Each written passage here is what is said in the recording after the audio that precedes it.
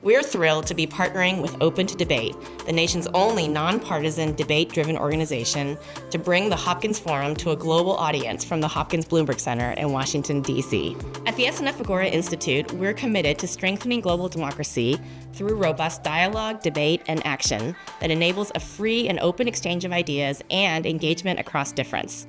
We're incredibly excited about the way this partnership with Open to Debate aligns with and amplifies our mission, particularly in a moment when there are so many pressing societal issues. We're thrilled to be launching the Hopkins Forum in partnership with Open to Debate. I wanted to thank Ron Daniels for his exemplary leadership.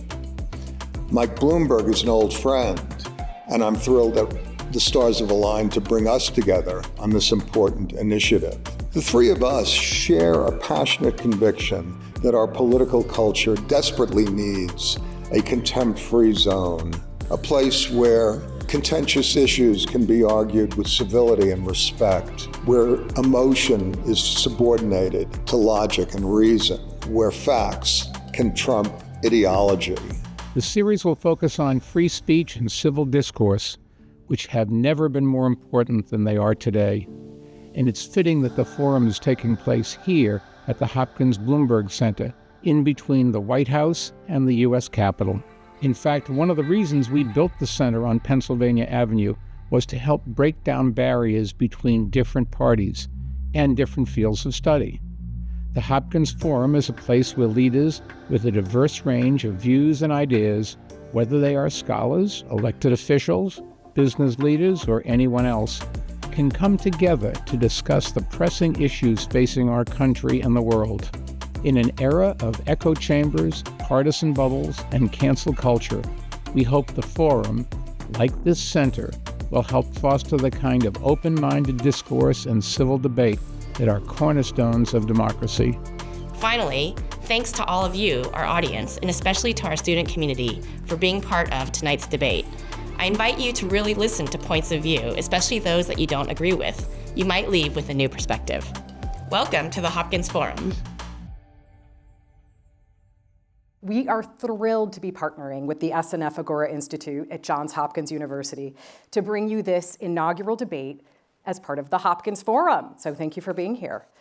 It's fitting that we're launching this in our nation's capital. Just as the Athenian Agora was an open space where heated debates took place, our hope is to honor that tradition with the robust exchange of ideas here in our modern world. So while the topics may have changed, debate has not. A democracy needs people that can consider views other than their own.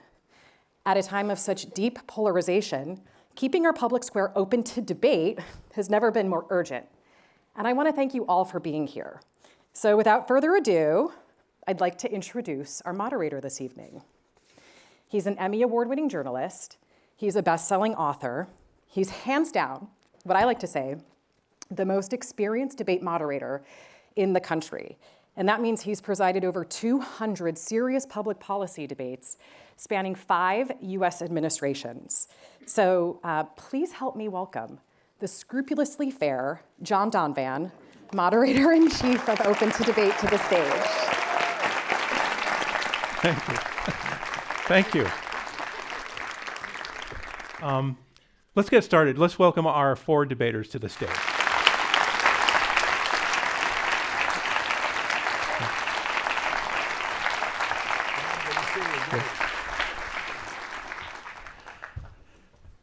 So what we'd like to do is get a little bit more of a sense for those who may not know who each of you are.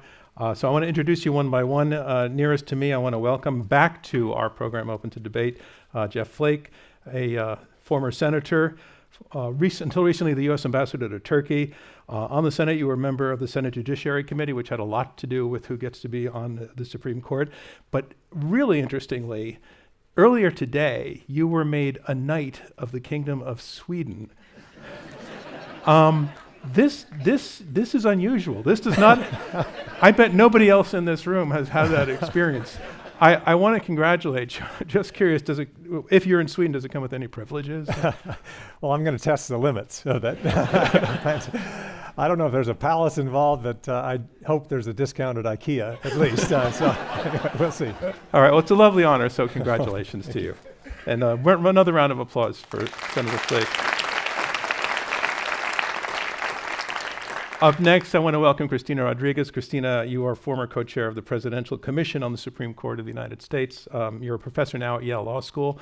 Really interesting historical fact, you clerked for Justice Sandra Day O'Connor.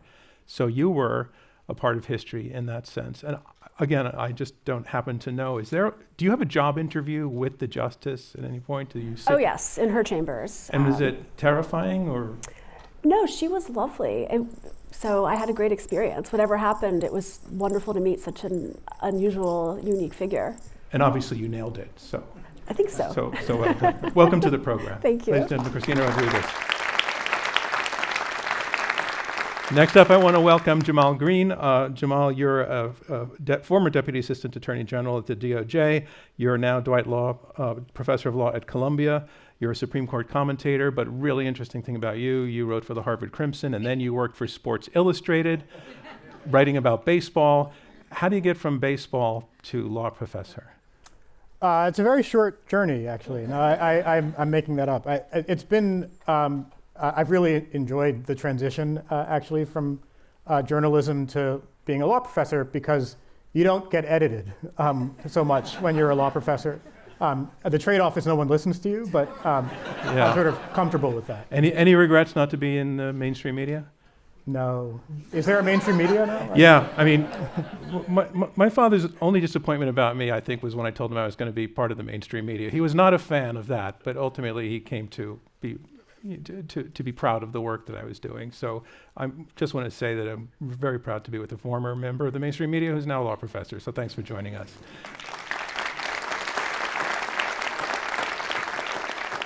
And finally, a former U.S. Attorney General and Senator, the Honorable Jeff Sessions.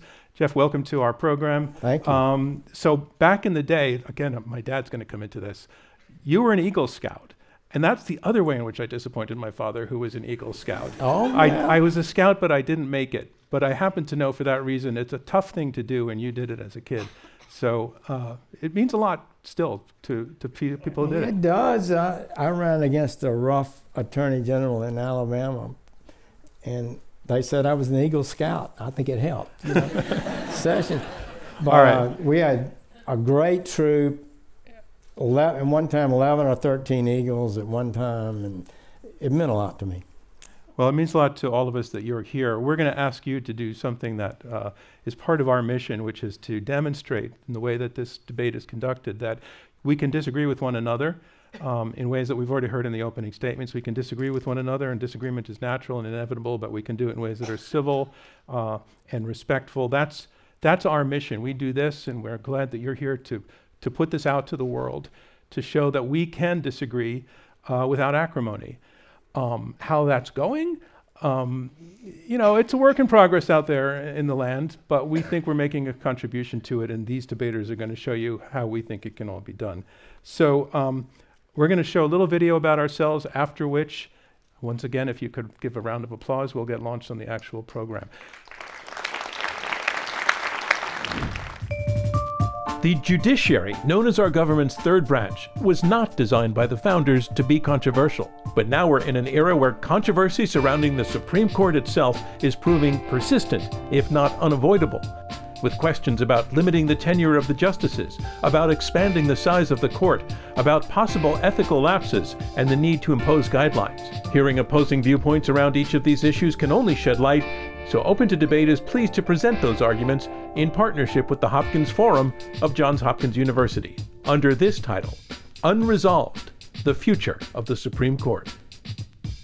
This episode centers on the Supreme Court of the United States, whose home is less than a mile from where we are gathered, and whose reputation is not quite what it was only 25 years ago, when Gallup told us that 62% of Americans approved of how the justices collectively were doing their job.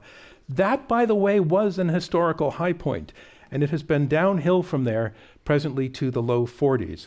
I'm sure we agree that public trust in and respect for the court is critical if this delicate thing, trust and respect, can be nurtured and protected. This debate will look at 3 proposed reforms for achieving that outcome and whether those reforms make sense or whether they would cause more harm. We have 4 debaters. They will take on these 3 ideas as yes/no questions, one at a time. Let's get started. Our first question: should the Supreme Court justices be term limited? Our first debater is Cristina Rodriguez. Cristina, tell us where you stand on that question. You are yes or no. Should the Supreme Court justices be term limited? You are a yes. Emphatic. You have 90 seconds to tell us why. Term limits would make the Supreme Court a better institution. The leading proposals would set the term at 18 years. That is long enough to secure the fundamental value of judicial independence. It well exceeds the appointing president's terms, and it's a long time horizon so the justices are not mired in the day-to-day of politics. But crucially, an 18-year term would enable each president in a 4-year term to appoint 2 justices to the court. That would regularize appointments and distribute political influence over the court in a way that reflects the electoral process. The current approach is random. So, for example, in his 4-year term, Jimmy Carter appointed no one to the Supreme Court. In his first 4-year term, President Trump appointed 3 people. In their 8-year terms, Presidents Obama and George W. Bush only appointed 2. This distribution makes no sense. Because the Supreme Court makes decisions of critical importance to the American people, it is important that its composition reflect the outcomes of the political process and that it be democratically responsive over a long horizon over time. So regularization would accomplish that objective. Term limits would also reduce the concentration of power in any single justice. No person should have that degree of power for 20, 30 years, as has now become the case. There are lots of implementation issues to discuss, like whether we would need a constitutional amendment, what role the Senate should play, but it's an idea whose time has come. There is no other constitutional democracy in the world that has justices for life, and it's something that we should adopt. Thank you very much. Jeff Flake, you are up next. Again, the question: should Supreme Court justices be term limited? Yes or no? Just as emphatic, no. As a conservative, I want to look for institutions to, you want institutions that work. The Supreme Court works. Yes, there's a bit less confidence in the Supreme Court, but that's largely a function of the way politicians describe what the court is doing. I think we're trying to fix a problem that really doesn't exist either. As mentioned, the leading reforms put it at 18 years as a term limit. You want to know what the average term is right now? 16 years. So it's actually shorter than it would be allowed by the leading reforms. So we'd be fixing a problem that really doesn't exist. Third, I think we need to be careful what we wish for. If we're looking to depoliticize the court, with the leading proposals, one president in a 2-year term could appoint 44% of the court, or would appoint 44% of the court, 4 justices out of 9. If the party strings together a couple of wins, you could have one party appointing the entire court. Right now, you may have a couple of holdouts who hold out a little longer. And that's probably a good thing in terms of continuity. So I think we have to be careful what we wish for. Regularizing appointments, I don't think depoliticizes. If you know when an election is coming up that the court is at risk as well, I think that's more politics. Thank you, Jeff Flake. Jamal Green, should Supreme Court justices be term limited, yes or no? I will be arguing yes. A republic, John Adams said, is a government of laws and not of men. And yet there's one institution of our government, the Supreme Court, where a small group of lawyers, elite lawyers, decide the most momentous questions in our social and political life, stay on the court for as long as they want, and time their retirements so that the person who replaces them shares their ideology.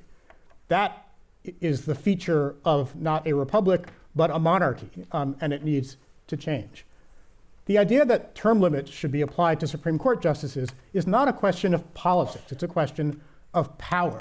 It has become common for a small handful of so-called swing justices to shape the contours of the Constitution for years, decades at a time. The term I clerked at the Supreme Court, there were 22 5-4 decisions of the court. in really momentous issues, abortion, school integration, capital punishment, in every single one of those 22 cases, Justice Anthony Kennedy was in the majority, meaning if that one person changed his mind, the country would be set on a totally different course. We don't need to do things that way. No other major democracy does things that way. No state does things that way other than the state of Rhode Island. It's time that we term limited the Supreme Court, whether by amendment or through Congress.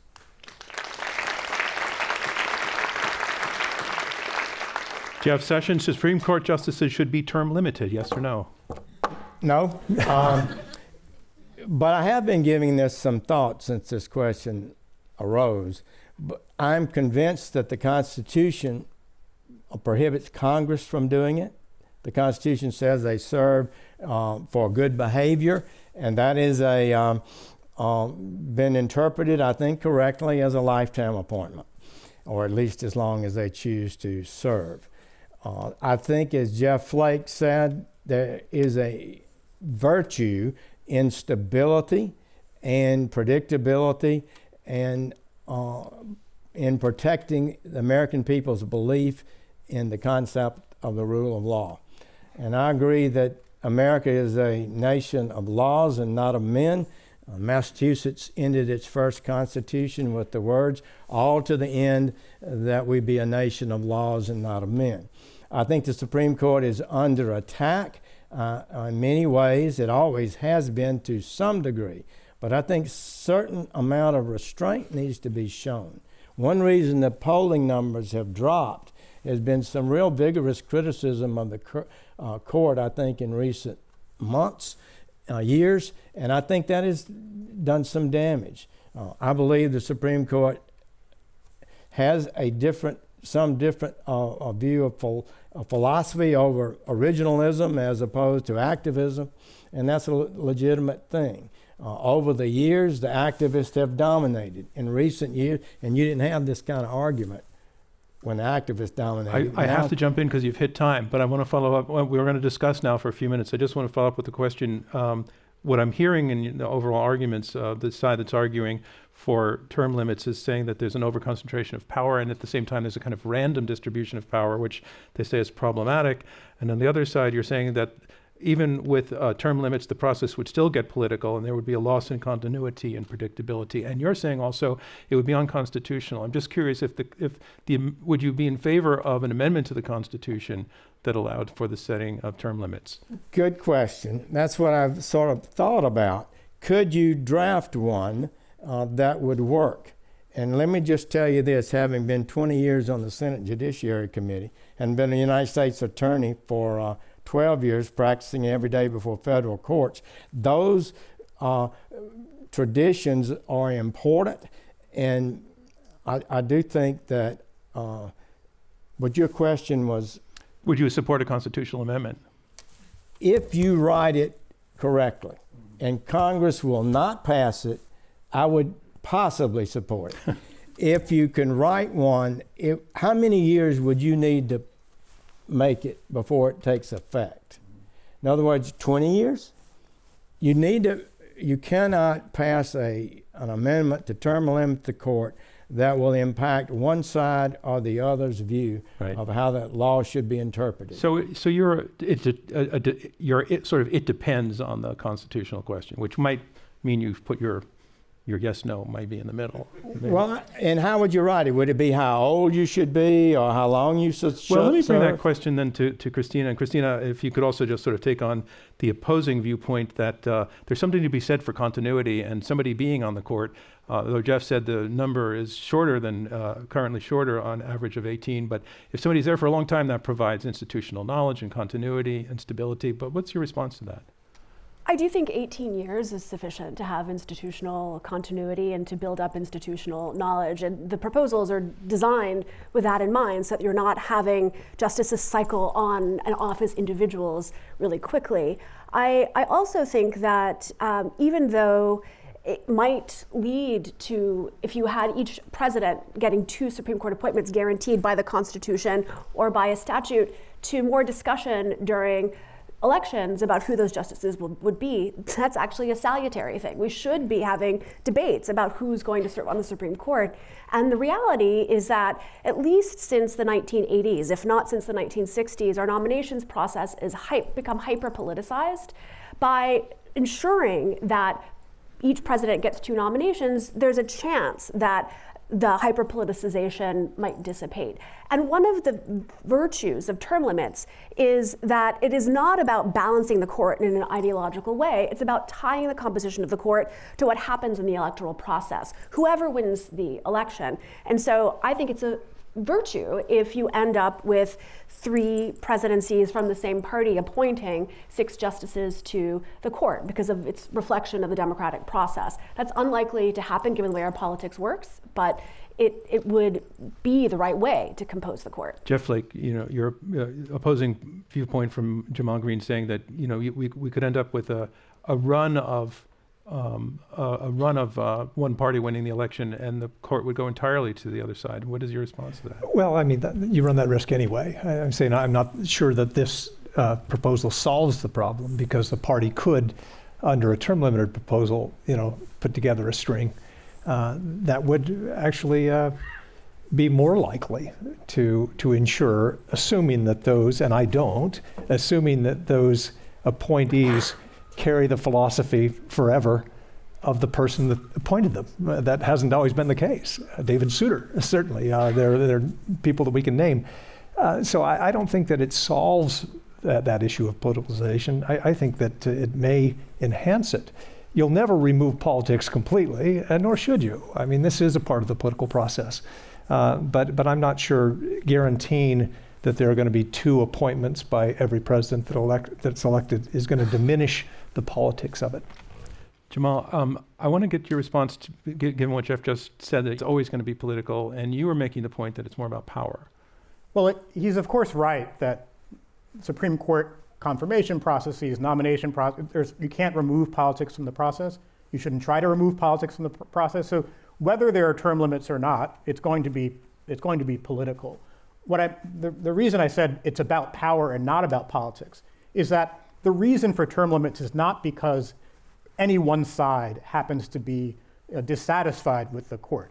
People on the left are very unhappy with the court right now. As Senator Sessions said before, people on the right were unhappy with the court during the Warren Court era. That's going to happen from time to time. But either way, you have a situation in which, yes, the average over time may be 16 years, but it was 15 years over the first 180 years of our history, and it's been 26 years on average since then. So that average conceals some variation there as the court members have served for longer and longer periods. And as the way in which the court interacts with our politics has changed, and has changed because the court's docket looks a lot different than it used to look, it's very important that these individuals not exercise power for so long. That's just a bedrock principle of American democracy, and it should apply to the court just as it applies to anyone else. Jeff Sessions, you mentioned, you used the language, I believe, during good behavior. So what the Constitution says about terms is not explicit, I would say. It says the judges shall hold their offices during good behavior. And I think your argument is if they behave well, they get it for life. It doesn't say it stops at any point. And so that's that's been the tradition. Yeah. I mean, that's what we've accepted for since the founding. And I would suggest that the controversies in the court should be lessened when you have a court that believes in applying the law as it's written. As Justice Roberts said at his confirmation, a judge should be a neutral umpire. You put on the robe and you're challenged to read the law and determine what the facts are and then make a decision about what's the right outcome in a case. The justice system in America is the greatest justice system in the world. It has maintained its vitality over many years. The American people accept it, even though grudgingly, its decisions, even on controversial cases. It has provided liberty, prosperity, and security for the American people since the founding. We need to be very careful about how we amend it or change it. So I'm curious, given what you just said, we're taking on this question at a time when I said that respect for the court, actually, I'm not sure if the poll question says have confidence in the court is at an all-time low since it's been measured. Does anybody here think we're in a different time of controversy surrounding the court? It's gone through controversies before. But are we talking about this, or the two of you who are arguing for term limits, are you making this case because this time something different is going on requiring this remedy? Christina? I would say that we are in a different moment in that the absolute numbers or percentages of people who trust the court are lower than they've been historically. And historically, you get bipartisan support and confidence in the court. What that percentage, though, obscures is that the trust in the court also breaks down significantly along partisan lines. So in our present moment, Democrats' trust in the court is somewhere in the teens or the 20s, whereas Republicans' trust in the court is in 70% level. That suggests to me that people perceive the court through a political lens, and that what the justices are doing lines up with people's ideological and political views about what the Constitution means, what rights it protects, what powers the government should have. It's for that reason that it's critically important that the composition of the court actually bear a relationship to the outcomes of the political process, which is something that term limits would accomplish. And so I don't know that a term limit proposal were to be added to the Constitution would necessarily and immediately change those numbers and the partisan skew in trust in the court. But over time, it would align the court's composition with what the people believe the Constitution should be. I see Jeff trying to break in on you, so go for it. And by the way, you can break in on each other. You don't need my permission to talk. If you look at where less confidence is in the government, it's certainly with politicians less than the court, even though confidence in the court is down.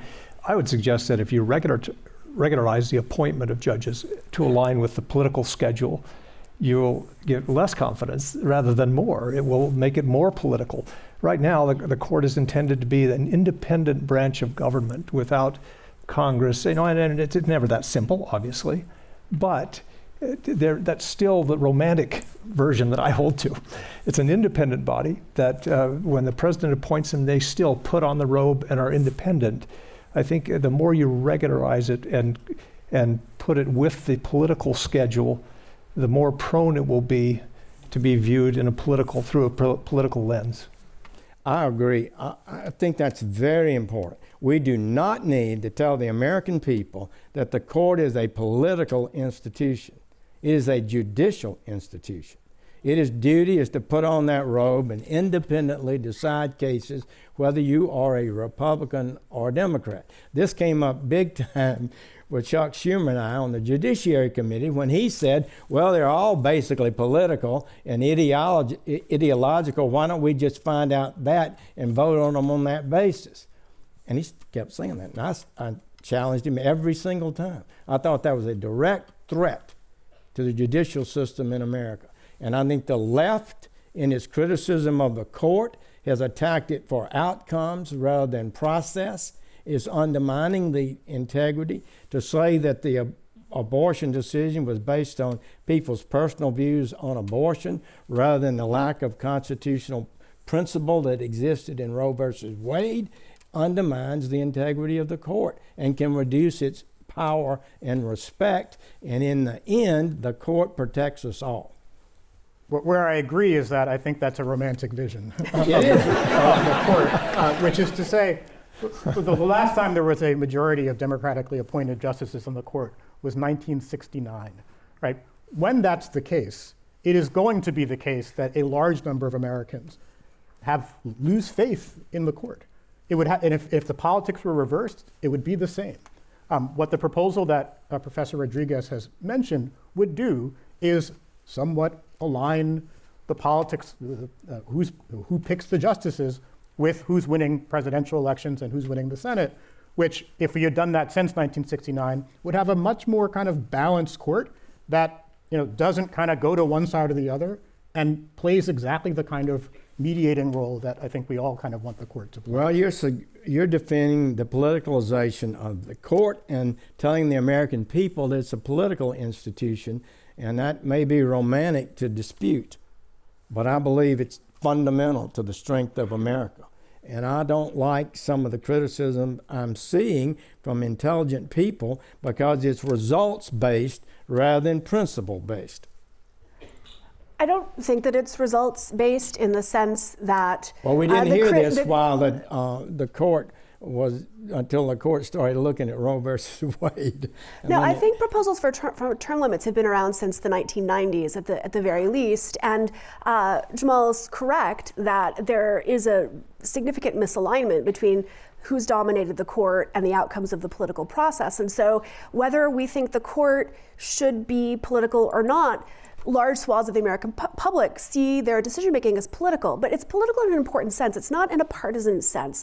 But judges have ideologies. They have methods of interpretation. The originalist approach to interpretation consistently leads to conservative outcomes and interprets the Constitution as if it were set at the time of its enactment or the time of subsequent amendments. And that results in an interpretation of the Constitution with which many people disagree and with which many judges think is the incorrect approach to interpreting our Constitution, which should evolve. And so the idea of term limits would be to provide a regular channel through which different views about how we interpret the Constitution, which has always been a contested question, is reflected in the composition of the court, as opposed to being the result of random chance. And I'll just add just one little note, which is that the canonical scholarly article proposing the 18-year term limit was co-written by Stephen Calabresi, who is the co-founder of the Federalist Society. So it's been a bipartisan proposal for a long time, and so it remains. We have hit time on this question. And by the way, I heard you beginning to applaud at some points. That's totally good with us, so feel free to do it. Our second question is, should Congress expand the Supreme Court? Our first debater is Jeff Sessions. Jeff, you have 90 seconds to tell us whether you say yes or no to expansion of the Supreme Court by Congress. I don't think so. Can you tell us which side you're on? No. No, it shouldn't,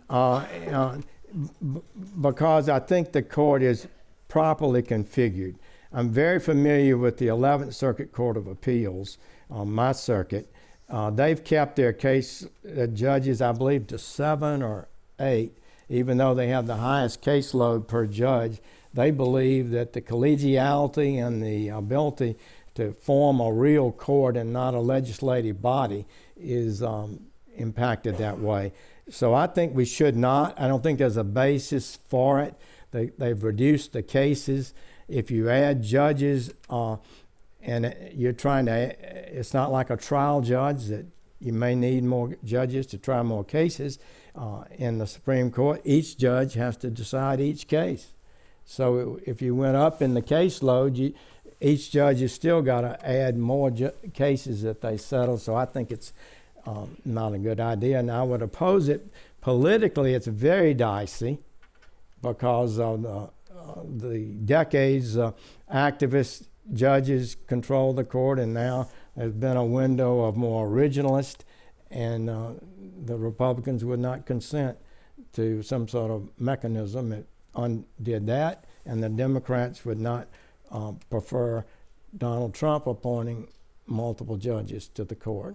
So I think we're where we ought to be, and there's no need to change. Thank you very much. Jamal Green, you're up. Oh, I didn't give you a round of applause for your point. Jamal Green, should Congress expand the Supreme Court? Yes or no? Yes. Much of the debate around expanding the court has focused on so-called court packing, which harkens back to FDR in 1937, where he unsuccessfully tries to expand the Supreme Court because he doesn't like the decisions that they're making. The kind of obviously partisan tenor of that debate obscures a basic fact about the court. Putting the politics and the partisanship to one side, the court is just too small. And as with term limits, kind of glancing around the world helps us to understand this better. Of the 30 largest countries in the world, the US has the smallest high court. What this means is that the court's justices have a relatively narrow range of perspectives, backgrounds, experiences, to decide cases. It also, I think, in part leads to the court always sitting in bank, meaning all the justices hear all of the cases. That's unlike every other multi-member federal court in the country. It's unlike many of our peer nations. And so actually making the court larger and having it sit in panels would have lots of advantages, including being able to hear a lot more cases, relieving a lot of the burden on the courts of appeals, which is very heavy at the moment, allowing who selects cases to be different from who hears the cases, which helps the court be less self-serving and less political. Lots of advantages, which we can get into. But yes, Congress should expand the court, but not in a kind of partisan way necessarily. Thank you, Jamal Green. Christina Rodriguez, should Congress expand the Supreme Court? No. I say no, but I'm going to take a realpolitik approach to this question, which is to say that when it has come up, it has generally been because there is a desire to change the ideological composition of the court. The creation of the Supreme Court Commission by President Biden was precipitated by public pressure to consider expansion of the court in order to respond to the conservatives' dominance of the court. And when court expansion is debated in this context, it is incredibly risky and potentially dangerous. As a practical matter, if it's expanded in order to change the ideological composition of the court because the president doesn't like the outcomes of decisions, the likely result is going to be when the other party gains sufficient power, they will also expand the court. And that can have the effect of at least making it seem like the justices are political lackeys, and they might in fact become political lackeys. I think we should take as a cautionary tale what has happened in countries around the world where autocrats, in order to consolidate their power, have tried to expand the judiciary to pack it with their cronies. That is a sign of democratic backsliding and not something we should entertain. I agree with Jamal about the utility of having a larger court, and if we could have a debate about a larger court that sits in panels and hears more cases without the partisan overlay, then I would be all for it. But I don't think that's the world we live in. Thank you, Christina.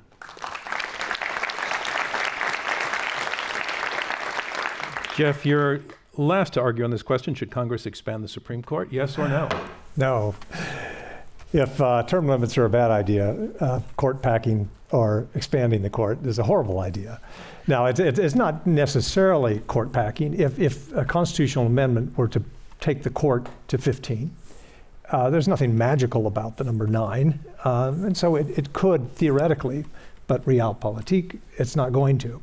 So this would not likely be by constitutional amendment, but rather by congressional statute, which would make it a fact that we would ping pong back and forth between administrations or control of Congress as to how many are on the court.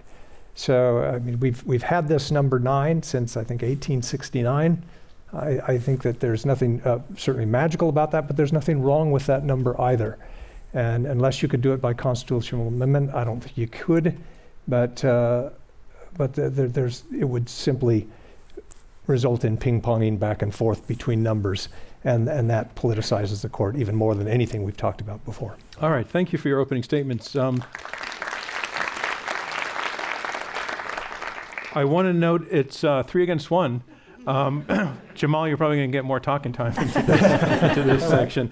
You had mentioned, Jeff, just for folks for whom this might be news, the court did set the number of members of the court was set in 1869 at 9.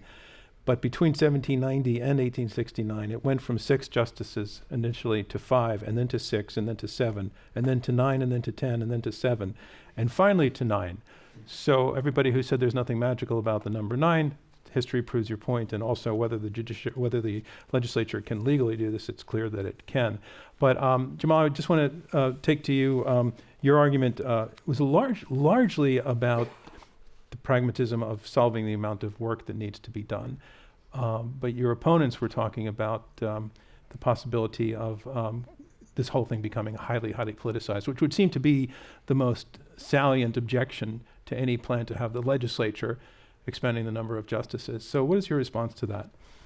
So I agree that that's a concern. It's a totally legitimate concern, and my preference would be for a constitutional amendment to set the size of the court. I think part of the problem with that is I actually think the size of the court is the kind of thing that should be adjusted to empirical reality. But again, the political issue is really salient.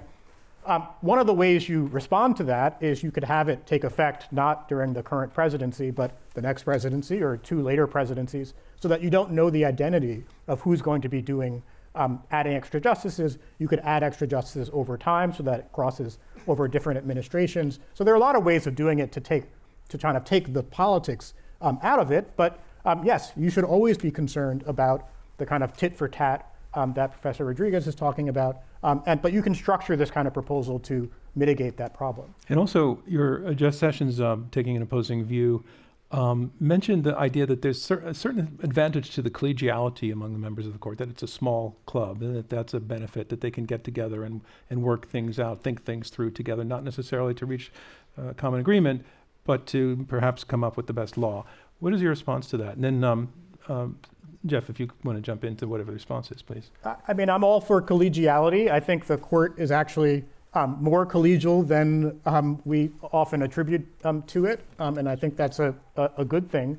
But I'm not talking about having 150 members of the court or something like that. If there were 15 or 16 or 18 or something more in line with the docket of the country and the size of the country and the diversity of the country, I don't think that that's necessarily bad for collegiality.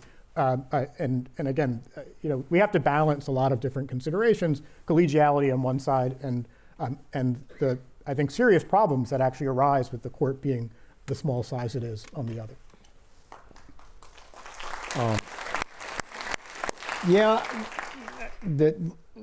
It's more about coherence and ability to work together to craft opinions that have strength and as much clarity as can be attained.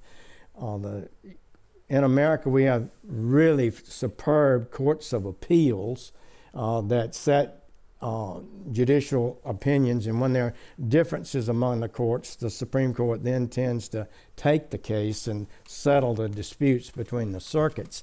But I think that this is important. The Ninth Circuit was over 30-something judges. Somebody called it more akin to the House of Lords than a court. And I think that was a just criticism. And they have panels that end up being different from the majority of the circuit and end up with a lot of conflict and bad opinions. One year they were reversed like 27 out of 28 cases by the Supreme Court. So I do think a more coherent court is better. I see no need to change. Can I add to that? One of the virtues of expanding the court that I think was implicit in Professor Green's remarks was that it would allow for the introduction of more types of people onto the court and more forms of experience. Right now, the court is made up entirely of people who were appellate judges. I clerked for someone who was a politician. I think it would be nice to go back to an era when you had people with experience in the political arena serving on the court, people from different parts of the profession. And as Jamal suggested, people from different parts of the country. You have a larger court, one that sits in panels so that you can have coherent collaborative decision making. You have more opportunity to introduce that kind of diversity. I think the problem, though, is that there is a question of where you devote your time to reforming the court. And expanding the court, I don't think will make it a better institution nearly to the same degree that term limiting the justices would. And so because changing the court requires political capital, it requires mobilizing public support, the effort that would be required to get people to agree that expanding the court is a good idea is not really commensurate with the benefits that would accrue. Yeah, like I said, there's nothing magical about 9, although I do like the familiarity, coherence with a smaller number. They tend to stick together. You see from all sides of the spectrum, political spectrum, they're complementary to each other. They get along. That's a benefit. But there's nothing magical about that. So if it could be done by a constitutional amendment, that's one thing. But getting there, you're getting there during a political discussion or political campaigns where either liberals or conservatives are aggrieved by what's happening on the court. And during that time, you're politicizing the court even more by suggesting that we're going to have to expand it in order to make it non-political. And I see that as tremendously damaging to the reputation of the court right now. So it's not something that we ought to go through. If you're not going to do it by Constitution, you certainly shouldn't even attempt it, because ping-ponging back and forth between administrations, either raising or lowering the number on the court, just doesn't work. Jamal, any concern about the ping-pong effect? I think one would want to set a precedent of doing this in the way that I suggested, which is it doesn't take effect during the current administration. So that's a commitment to a certain kind of political neutrality. The other thing I'll mention, though, is that there's an interaction between thinking about the size of the court and the court sitting in panels and thinking about something like term limits. One of the major objections to term limits, and I said it's among legal scholars, it's pretty bipartisan, but one of the objections is I don't know if you can actually do this by statute. There's really no question that you can expand the court by statute. The real question is, can you do it in a way that's less political or politically charged? If you had a court that was somewhat larger and sitting in panels so that not every single justice is predictably controlling the law and deciding every case and sitting on every case, I would be a lot less exercised about term limits because I wouldn't be as bothered by the fact that a single person exercises that much power over time. I'm less bothered by it on the Courts of Appeals for similar reasons, because you don't have all that power invested in one person. Again, government of laws and not of men. You talked about Well, let me just say, of government of laws and not of men. You have to adhere to the view that it's a duty of the judge, no matter what their sex or race or age or is, that they're seeking to find the law and render a just decision, regardless of their personal background, interest, biases, religion, or whatever. So we got to be careful, and it's not excessively idealistic for the American people to be taught from elementary school on, and in the Boy Scouts, that the courts decide based on law and the facts and not politics. We got to not undermine that, and if you keep undermining that with a lot of unfair criticism of the court, the respect for the court does go down. Chief Justice Roberts has explicitly expressed concern about that recently, and I think we should we do have a difference of opinion, it seems. A lot of people want their political agenda to be carried out by the courts when they can't win it at the ballot box. Christina, that's your main objection as well, I think, right? That it would be a solution to policy challenges as opposed to the law.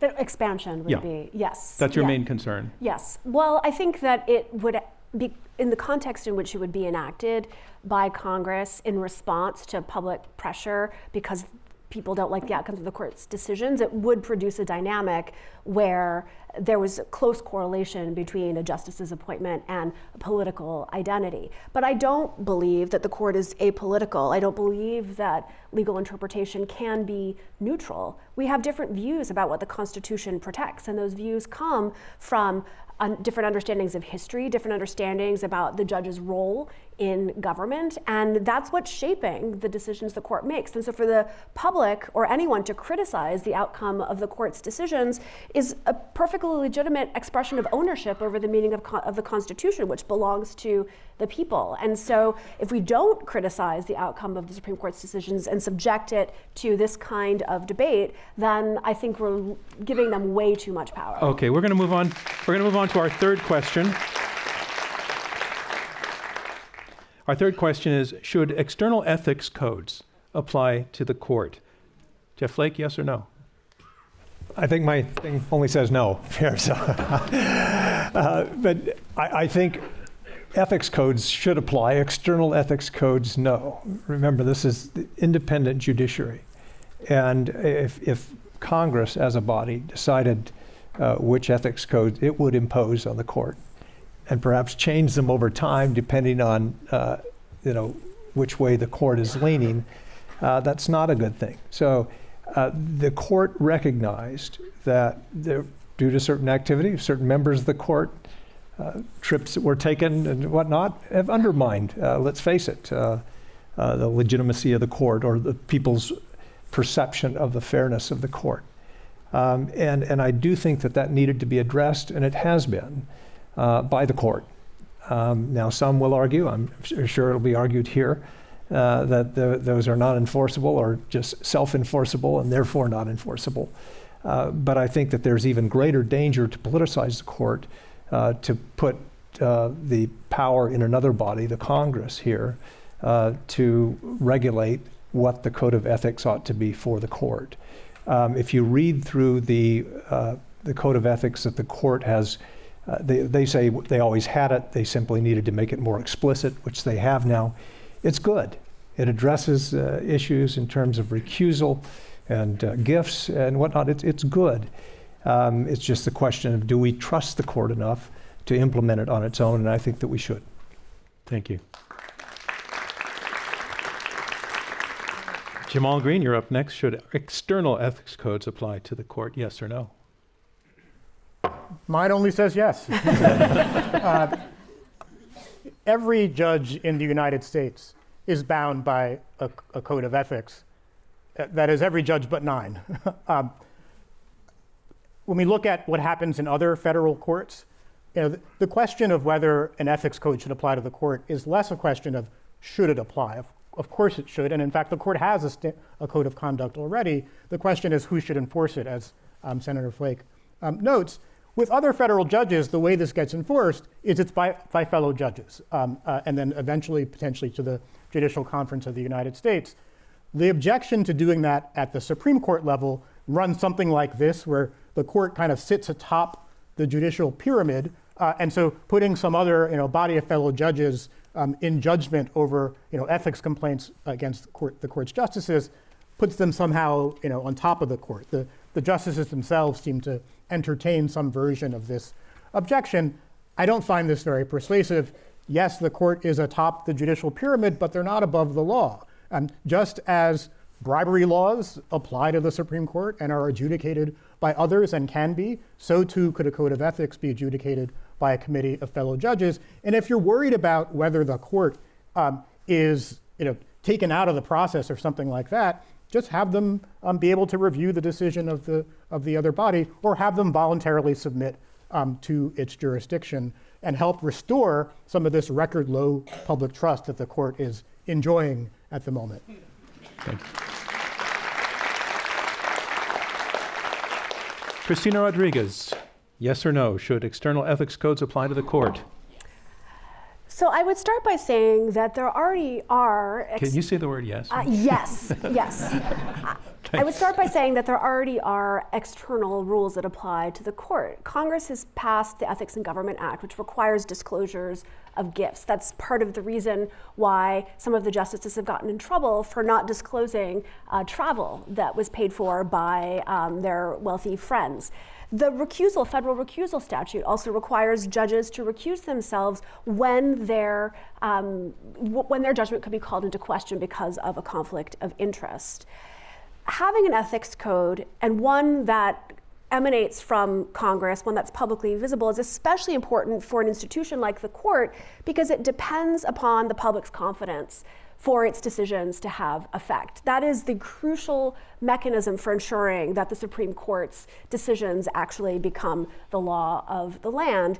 And the perception by the public that judges are the ones who police their own conduct is one that undermines public confidence in the court.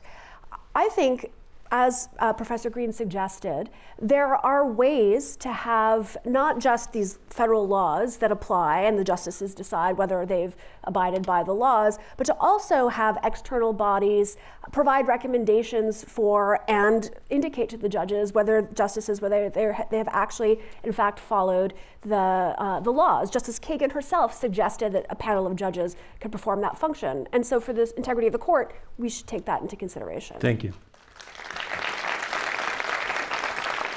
Should external ethics codes apply to the court? Jeff Sessions, yes or no? I don't think that's no. I don't think that's necessary. I think a due respect for the independence of the courts should say that they can, they should be trusted to manage their own business, but they are indeed subject to criticism. I think people have every right to, and every right to criticize opinions. I just think we should be careful that we don't suggest that the court members are corrupt and that they are otherwise not performing with the integrity that when they make decisions about cases that have different results than we might adhere to. So I think that leaving the court to set its own standards is good. I think Justice Roberts did well in writing this new 10, 12-page ethics code of conduct that they wrote, responding to criticisms that were placed on the court. All 9 of the justices signed that new standard, new code of conduct updated. I think that's sufficient for the criticisms that have been out there. Thank you, Jeff Sessions. All right. So we have 2 yeses and 2 nos. Jeff Flake, you want to jump right in? Please do. I would just say there is one remedy, and Congress does have some oversight. There is the impeachment power, and justices can be impeached and removed. I think in the history, there's been one impeachment, but not removal, not conviction. But that remedy does exist in exigent circumstances. But I think that we do have a good ethics code now. It is explicit.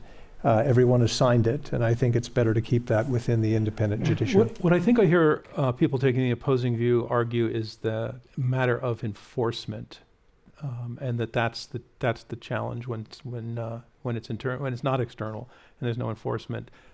What about that? That is difficult, and that's a valid criticism. However, I think the remedy, the proposed remedy to have Congress then enforce it, puts it back into the political arena. And does it bother you constitutionally also? Or? Yes, yeah, and I worry about that. It could come to a point.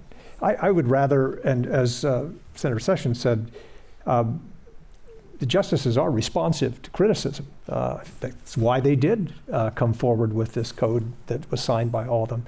And I think that's totally proper. But having Congress enforce that brings problems of not just constitutional, but other perception problems as well. Maybe in the research that you did on the President Biden's commission, is there a constitutional limitation on what kind of ethics rules they can place on the independent judiciary? Has that been discussed or decided? I think that the way that it's described is that it is an open constitutional question. I think Congress does have the power to enact regulations governing the court. It regulates the court's size, it funds the court, it determines its jurisdiction. As part of its duty to effectuate the Constitution, Congress can enact laws that are necessary and proper to ensuring the integrity of the judiciary, and ethics rules are part of that. I do think that if you had a Congress that was micromanaging the court, constantly bringing people up for hearings, castigating them on a regular basis, and if that started to break down along partisan lines, that would be a problem because it would politicize the court and overly involve Congress in the court's dealings. But I think that creating mechanisms whereby it's not the justices themselves who decide whether they're biased. Of course they're going to think they're not biased, but where you have some external party, whether it's a panel of judges or somebody else explaining why recusal might be appropriate in certain circumstances, that would help in producing confidence in the court's judgment. And I quite agree. And when I hear Senator Flake talk about, well, if Congress were enforcing it in some way, and the way in which Congress tends to enforce its oversight is through hearings or press conferences and so forth, I do think that would be present some real separation of powers problems. But every other federal court in the country is subject to a code of conduct, and other judges enforce it. And they sit in committees. They are chosen based on being respected members of the judiciary. So there are ways of doing this that are less politicized and that adhere to the basic reality that these are human beings. And yes, only Justice Chase, I guess, was impeached, but Abe Fortas might have been impeached if he had not resigned, right? So there are other examples, and we can't assume that the court is some kind of above ordinary human foibles. So to the two Jeffs, to Jeff Flake and Jeff Sessions, Jamal's making the point that all other federal judges are subject to external ethics codes. Why make an exception for these 9? Is there a rationale for that? Well, I'm arguing that they are subject. It's just enforced by them. But the key word in the question is external. Well, yeah, and I think in this case we have an independent judiciary that should remain so. In this case, have you met members of Congress here? They love to hold hearings. Can you imagine the hearings that you see the nomination hearings are politicized enough. If every time that a justice did something that some member of Congress felt was contrary to the ethics code that was signed or that they enforced, you can see hearings that would be held. I mean, I just can't see that happening in a way that would elevate the role of the court. The Supreme Court is subject to all the laws of the United States. They can be impeached for high crimes and misdemeanors. And I think good behavior gives Congress even greater power to remove a justice if they're not performing goodly. And so I would say they have now explicitly written out, answering almost every question about code of conduct for the Supreme Court justices. They all signed it. I've not heard a lot of criticism of it. And I think the court, at this point, if they don't adhere to it, the Congress has every right to raise Cain about it. Do we expect them to adhere at this point? I don't know that it's a question of whether we expect these particular justices. I mean, we can have a debate about the particular conduct of particular justices. I think it's important to take a step back and say whatever you think about what any particular justice is doing, you can't just sort of take it on faith that they're going to police their own behavior. I mean, that's just not the way that we think about ordinary human behavior. And the idea that the only way, the only response is impeachment, is a mighty extreme remedy for the kinds of things that, the kinds of ethical lapses that judges do engage in at the lower court level. You can have censure, you can have taking a forced recusal, taking a step back from a merits case, right? Those are sort of proportionate remedies for potential ethical issues. The idea that it's impeachment or nothing seems rather extreme to me. Okay, that is a wrap. That is a wrap on our third question. But I'd like to bring some questions from you in the audience, and I think we have a microphone.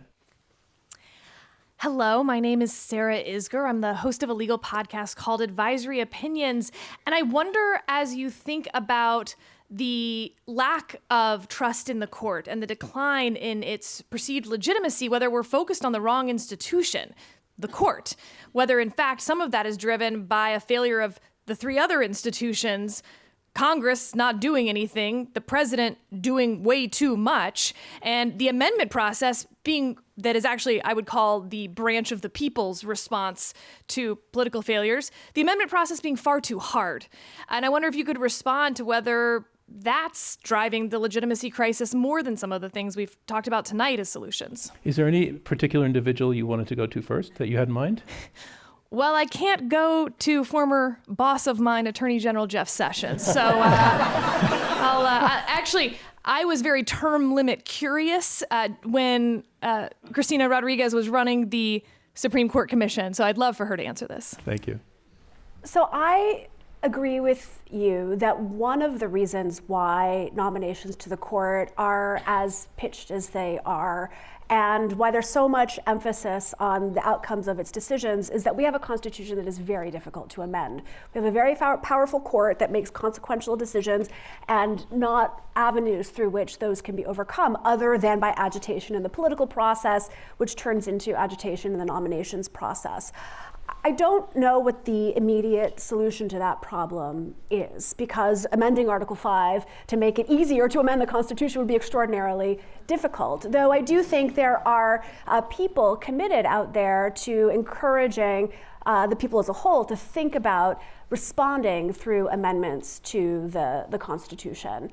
I also think that irrespective of the reason why we have seen a decline in confidence in the court, that some of these reforms would just make the court a better institution. And that's why I believe so strongly in term limits, because I think that the call for term limits is not necessarily the result of people being dissatisfied with the current court's decision making. It's that we've structured that process in a way that doesn't make sense, because it doesn't align the court with the outcomes of the democratic process in the way that it ought to be, and it's out of step with what most modern constitutional democracies would do, and that's in part because lifespans have just changed since the founding. And so I wouldn't treat it as an either-or choice between something like term limits and then working to reform other institutions of government. We know our institutions need help and need to function better. And so I endorse the premise of your question, but not the idea that we have to choose. Does anybody else want to add on to that? Or I can go to the next question. Some of this is just a function of the world we live in now, bifurcation of media, social media platforms, the way that every institution, not just political institutions, but social institutions and others are under more intense criticism. Isn't it great? For groups like this, yes. But your point about Congress not doing its job, conservatives will make the argument that the court is under more scrutiny because we place too much emphasis on the court. Part of that is because Congress needs to do more in the political arena and not leave so much up to the court to decide. And that is a fair criticism. Next question, please. Thank you for your question. Hi, my name is Angela. I'm a senior at Johns Hopkins University who's studying public health, and I'm very interested in doing more health advocacy policy work in the future. So if you have any advice or... Wait, this is not a mentoring session. Yeah. Feel free to reach out. But my question today for the panelists is, how do you think that, I guess, enforcing term limits or expanding the court would impact the already increasing level of partisanship of the decisions they're making? And how do you think that it would change the court's approach to controversial issues, like, for example, reproductive rights? So, Angela, I feel that we kind of covered, especially with Jeff Flake, that he kind of covered his not just specific to reproductive rights, but the overall question about what would be the result of this in terms of politics. So if you don't mind, since I feel we covered most of it, and you can chat with them afterwards, I'm gonna respectfully pass on the question to the next one. But thank you for getting up there. And come forward afterwards, please. Angela, could you come back? I've been thinking about your question, and I regret passing on you because you came to a specific issue. So can you zero in on the reproductive, that was what you brought that was really novel to the conversation, and just zero in a very, very tight question. And I do want to give a crack at it. So thank you for being so kind. Okay, thank you so much. I guess moving forward, we've already seen how the Supreme Court has kind of handled reproductive rights and past administrations. With the new administration, how do you think that it's gonna? How do you think that decision's gonna be maybe changed, or what do you think the court?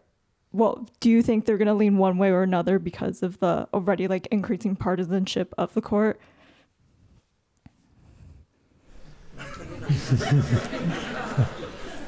I think Jeff Sessions. The other Jeff.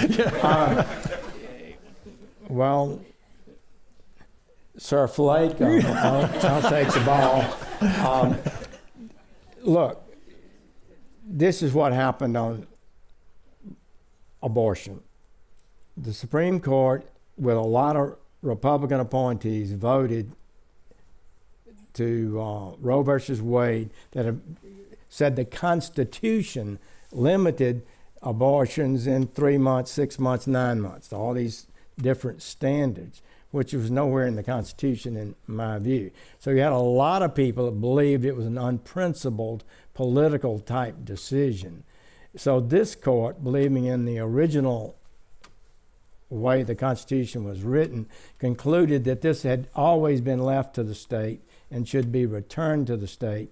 So now, if you care about that issue, you have a place to go, and that's your state legislatures to advocate for what you believe. And I think that's a sound legal way that we should respect in America.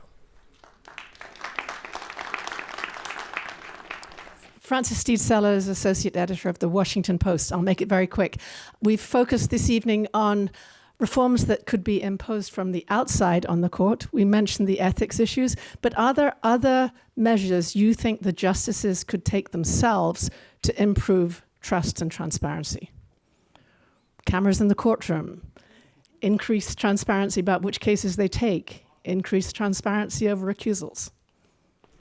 A lot of ideas I think there. increased transparency over recusals and the giving of reasons for decisions not to recuse would help restore some confidence in the ethics of the court.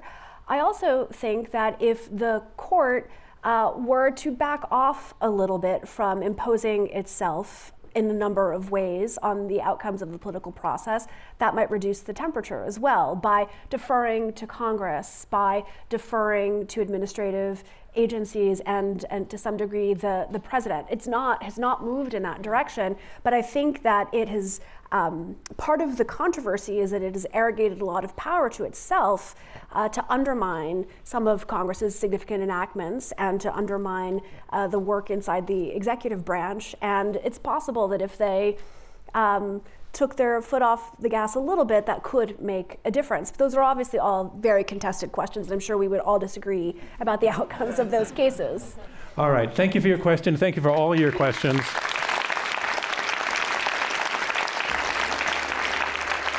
And we're going to call it a wrap on this debate. I want to thank all of you for being here. I want to thank our debaters. I want to thank our partners at SNF Agora Institute, Hopkins Bloomberg Center, our philanthropic supporters at Open to Debate, especially our founder and chairman, Robert Rosenkranz, and the Rosenkranz Foundation. And a big thank you to all of you, our audience. We really feel that what we're doing is sending the message that we can disagree and do it civilly. You all did this so civilly and respectfully. I applaud that.